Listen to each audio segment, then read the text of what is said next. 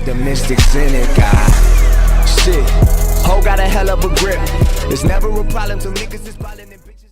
I'm a believer in the Raiders. This roller coaster is going up. The Raiders over 8 wins feels very, very realistic to me this year. Yeah, I hate to do this to you, man, but I'm with you. Seriously, I was on this train last year because I said Raiders fans are very passionate, at times very delusional. If you're going to lose a Hall of Famer Charles Woodson, what do? You not only draft Joseph, but you get Reggie Nelson. You get him to lead Cincinnati. He tied for the NFL lead in interceptions last year with 8.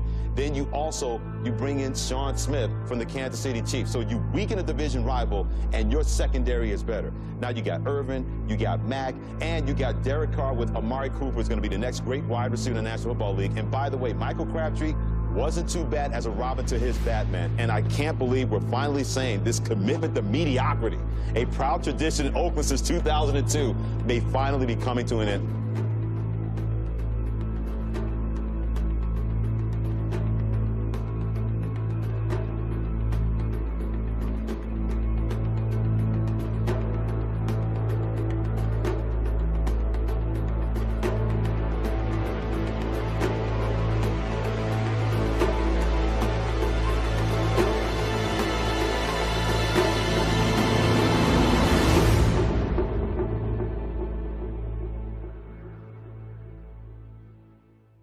What's going on, everybody? My name is Hajilicious, and welcome back to my prediction series.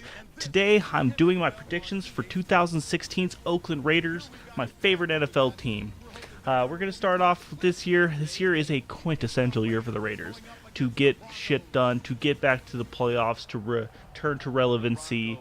Last year, they didn't quite get it done. They finished third in the AFC West with a 7-9 record behind the Kansas City Chiefs and the eventual Super Bowl champions Denver Broncos. This year is going to be the second year of head coach Jack Del Rio and the fourth year of new general manager Reggie McKenzie. But let's start right at the top here with the Raiders brass and start with Mark Davis, the current owner.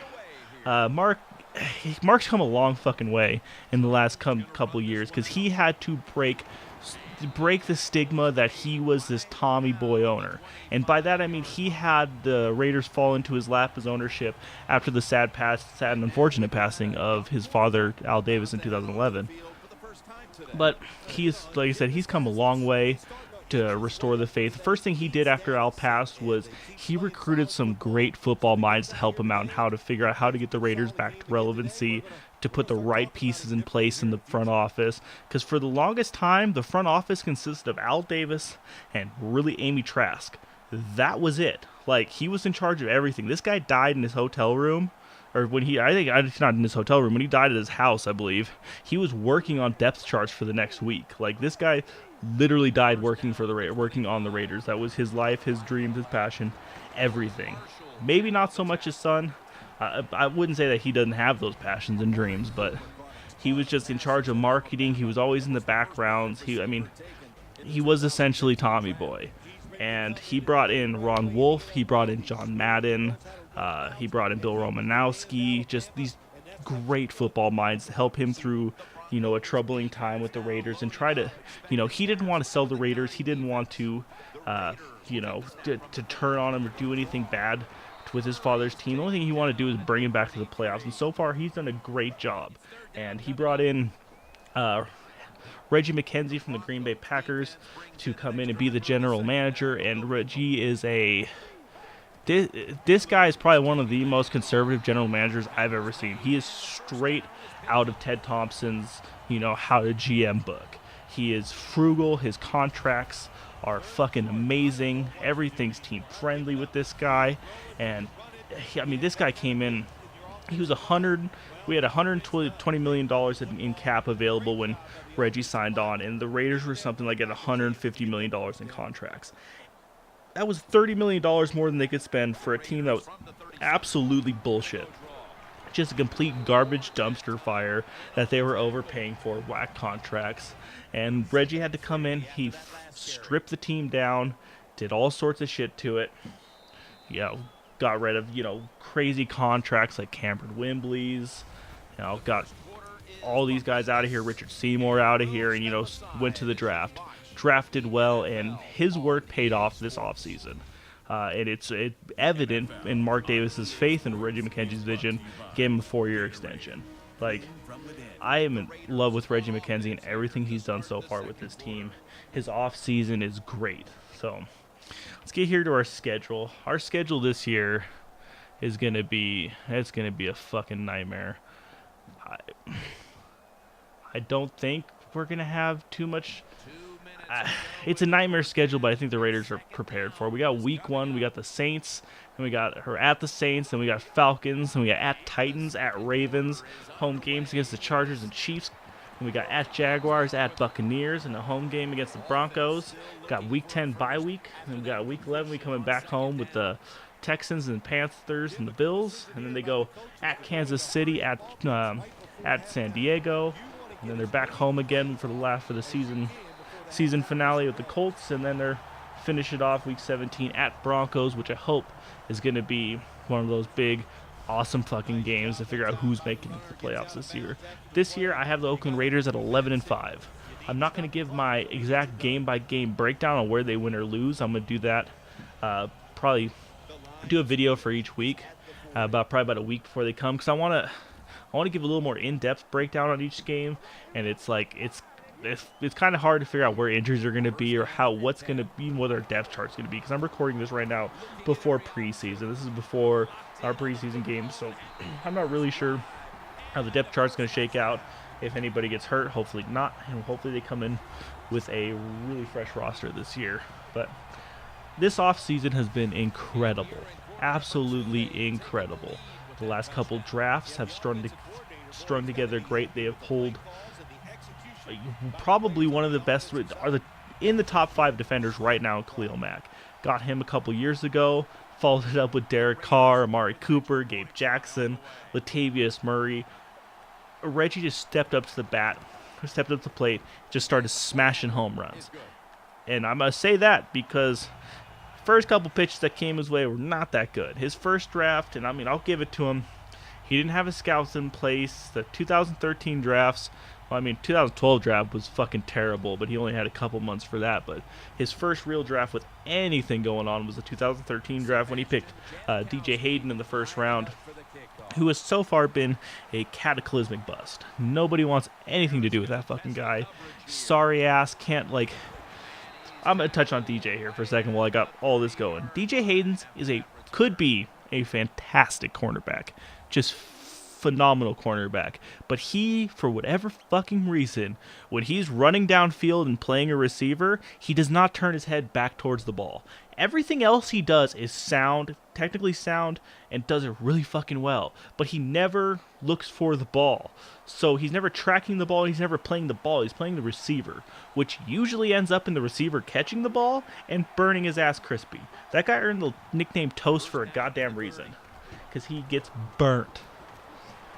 But this year, the free agents, we had a lot of our own guys go into free agency this year. Nothing big. Everybody big got signed. We had Benson Moyoa, Matt McCants. Donald Penn was probably our biggest free agent acquisition that we brought back from last year, our left tackle. Aldon Smith re-signed for, a 2-year extension, but he just had some video coming out where he may or may not have been smoking a blunt on Instagram like a fucking moron, and he checked himself into an outpatient facility, so we don't really know what's going on with him. First 3 days of free agency this year, Reggie McKenzie went out and hit home runs. Not only did he get playmakers, he got playmakers at fantastic deals. First day we got Kelchio Samile. He was left guard for the Baltimore Ravens. He was in the top 3 left guards, or the guards in the league. He was going to be a tackle, but with Donald Penn back in the fold, Osamile is going to slide back over to guard and play most likely left guard for us.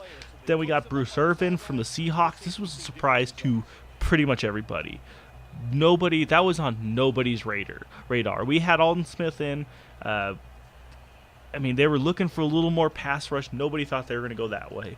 That kind of caught everybody off guard. And one of my favorite acquisitions so far was cornerback Sean Smith, who formerly of the Kansas City Chiefs. And I say that because Anytime you can strengthen your team by weakening a division rival, you do it. And that's exactly what they did by bringing in Sean Smith. Great acquisition there. He shores up most likely our left cornerback position. Him and David Amerson will be the projected starters there. That was a big fucking problem last year. Not even last year, probably for the last 4 or 5 years, was having starting corners and starting defensive backs that were actually worth a shit. Because we had a decent little pass rush that's been kind of building the last couple of years with Khalil Mack and company up front, but they couldn't do anything when our corners are getting burnt crispy.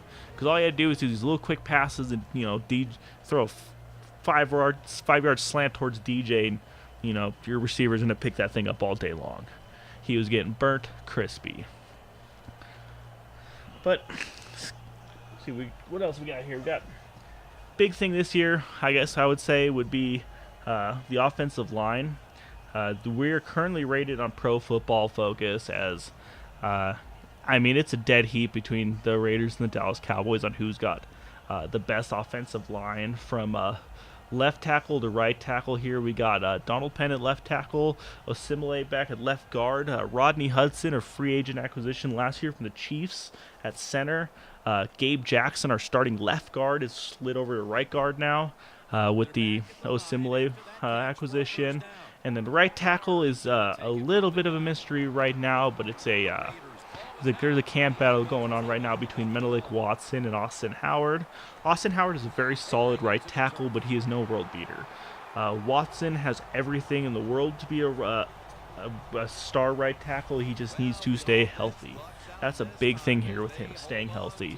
But if he stays healthy and he solidifies our line, the Raiders are going to have one of the best offensive lines in the league, and that is going to be great for the one Derek Carr. This motherfucker right here has been a godsend to the Oakland Raiders. You don't realize how much you love quarterbacks until you don't have one. And that was the problem with the Raiders for the last 10 years. We haven't had a quarterback, and I'm looking at you, Carson Palmer, that could come here and get anything fucking done. But he's looking to his first year was a little bit rocky, and that's because he got thrown to the Wolves as a rookie on a shit team with a shit offensive line. He had no receivers, no running backs. His best running back was probably our fullback, Marcel Reese. That was literally it. He had nobody to throw the goddamn ball to at all. So come around, we got Michael Crabtree actually got a 4-year extension this year to kind of shore up the wide receiver cores to go along with him and Amari Cooper. Those two guys, I expect some big fucking things from this year. Because if Carr's got the time to sit back in the pocket and think about what he wants to do and make some nice, clean passes, Cooper and Crabtree are going to run a fucking muck. Watch videos on Cooper's footwork and his route running. It's spectacular. That guy is an absolute animal. He's a franchise wide receiver for us. Something we haven't had, again, in 10 years, was a franchise quarterback and a franchise wide receiver. The offense so far this year, looking good. I'm liking it. It's solid. We got some really young guys for cheap. That's why I'm expecting this year the Raiders to go 11-5. They went 7-9 last year, and 11's a big jump from 7. I'll get that out of the way right now. But one thing I see with these guys that I haven't seen from the Raiders in so many fucking years is continuity. It's just the same coaches, same staff. Everybody, there's the right things are happening now. And it feels like this offense is about ready to take off.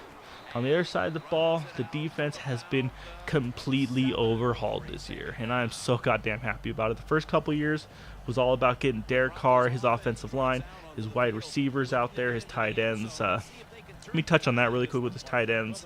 It looks like Clive Walford might take over as the starting receiving tight end this year, but Lee Smith is pretty much a surefire lock for our blocking tight end. That guy is a fucking brick wall. That's one thing that Walford and Rivera are not really good at as tight ends, is blocking. Great receivers, great receiving tight ends, shit blockers. But back to the defense. We'll start here with the line. With the draft this year, they picked up defensive tackle Jihad Ward, and he's looking like he's going to be our starting, most likely our starting defensive tackle. from our early predictions, our early depth charts that came out from the Raiders right now, they have him as the starting defensive tackle, and then they have Justin Ellis as the starting nose tackle, which is interesting because that leaves veteran Dan Williams backing up Justin Ellis as the nose tackle position, which I'm fine for because they need the rotation there. And Jihad Ward's one of those, he's a freak. He's super raw talented, but he's one of those people who's just gifted in size and speed.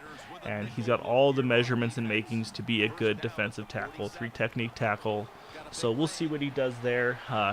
Defensive ends this year are going to be, I think, are going to be having a great time with Mario Edwards Jr., D'Amico Autry. These guys are going to get open a lot. Because last year we saw a lot of success out of Mario Edwards Jr. Working on the other side of the line across from Khalil Mack. Because Khalil Mack last year was a man possessed. He won Associated Press All-Pro starter at both. For the first time ever, players ever did this. At both at left side linebacker and at defensive end. Nobody's ever done this before. Not Von Miller, not J.J. Watt, nobody.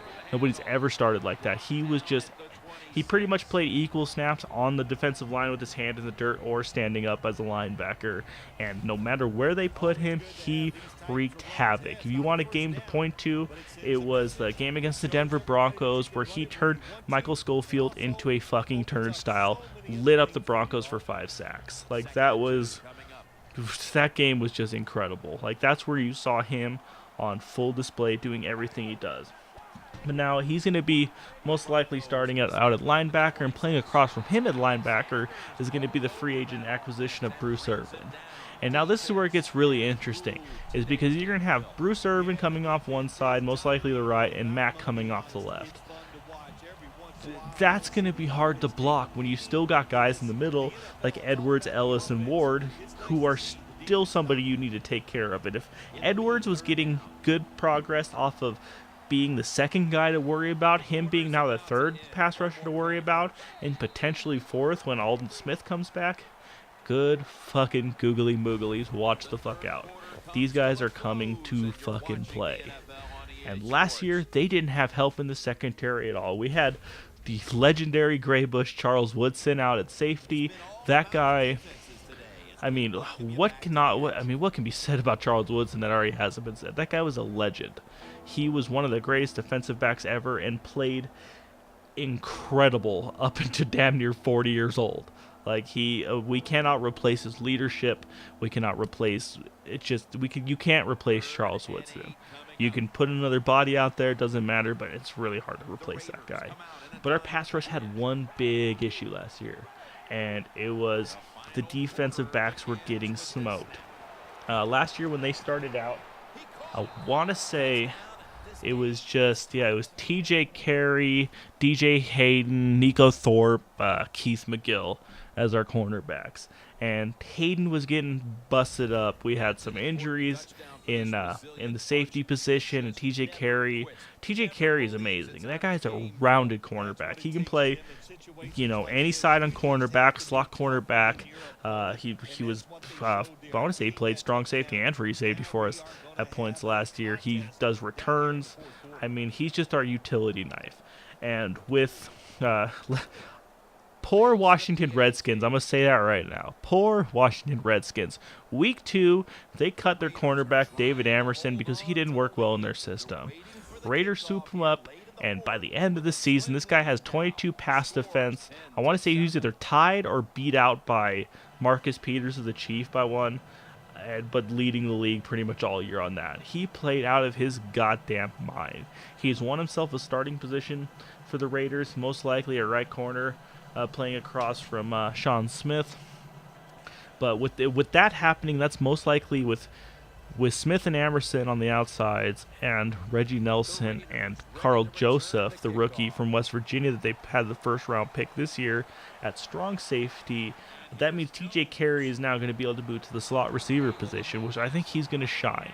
And that also means that's going to keep DJ Hayden off the field for extended periods of time. DJ's, like I said, he's not the worst fucking cornerback in the league, but when you're drafted in the first round, you come out and suck like he did, you're going to catch a lot of fucking hate.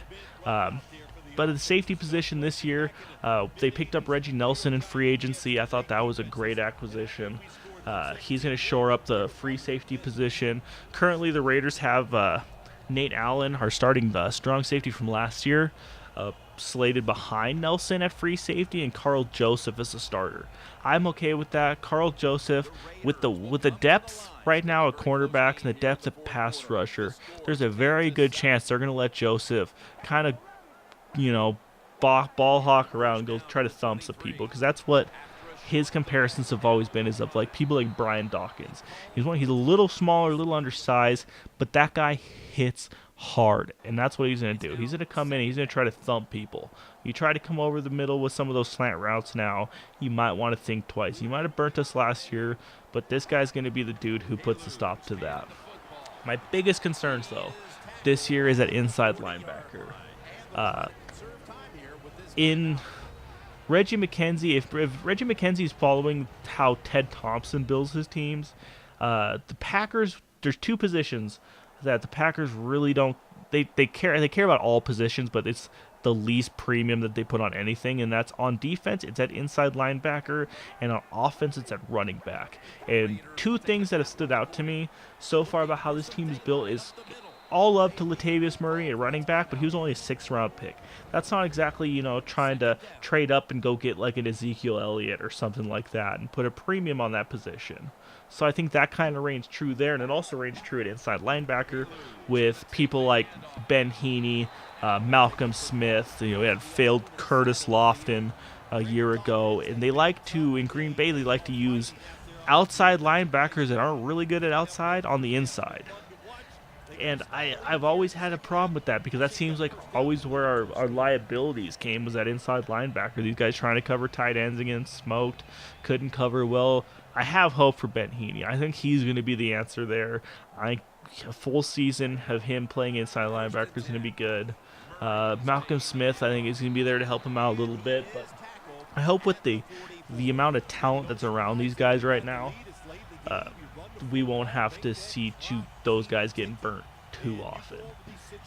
But the one thing here, looking at how the Raiders stack up this year, is they finally rounded the team off. There's not a glaring hole at any position. I mean, like I said, the one place would be inside linebacker, but they're so stacked on linebackers and defensive ends. They're one of the deepest rosters in the league right now. I do not envy Reggie McKenzie coming up here on going to be the September on the 9th for roster cuts, and that's going to be a hard decision, because there's some good young talent on this team, and it's not overpaid. That's a great thing about how this team is built right now, is that next year they can come into this and they can dump people that didn't work. It's going to be no dead money, and they can keep picking people up.